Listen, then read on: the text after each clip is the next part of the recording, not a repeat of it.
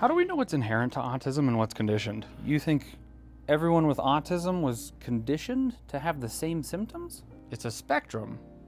I mean, even something as universal as masking is wildly different for autistic people. Autism presents differently for people. But I don't know if it's that simple. Like, I've known a lot of autistic people over the years that it just never even occurred to them to mask. I think it's common with autism to not pay a high consideration to what other people think. I think that's kind of my point.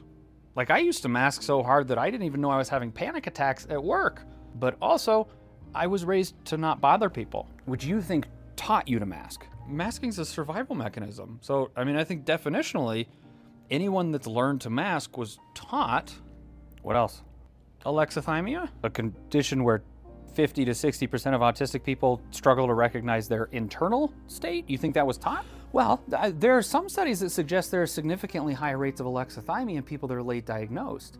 I mean, wouldn't you have a hard time knowing what's going on inside if all of your formative years you'd been told the wrong thing? Absolutely, yeah. But also, if that were true, couldn't it just mean that alexithymia contributes to a higher misdiagnosis rate? Maybe, yeah. Okay, we'll come back to that one.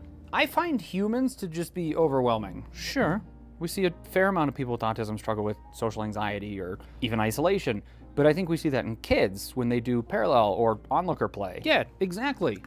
So that's inherent. Well, no, because I did the onlooker play thing as a kid too, and then in high school I wanted to learn how to play with other kids, and in college I got really good at playing with other people, and now that I'm an adult with kids and responsibilities, I just don't have the energy to be around other people, so I isolate. It sounds like you've been struggling with this your whole life. Well, I've always liked people. It's just whether or not I like being around them seems to be more of a byproduct of my skills and experience in this situation.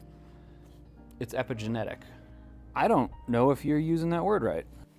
Also, I don't think this really proves that these things are conditioned. That's not what I was saying. Oh my God, that's how the conversation started. No, you're operating from the premise that these things are inherent. I'm just asking, how do we know the difference between inherent or conditioned or presenting? I mean, maybe autism a few hundred years ago in a different society looked wildly different. Why do you care one way or the other? Maybe by understanding the mechanics, we can better diagnose it, or we can predict how it's gonna manifest, or help people with their support needs.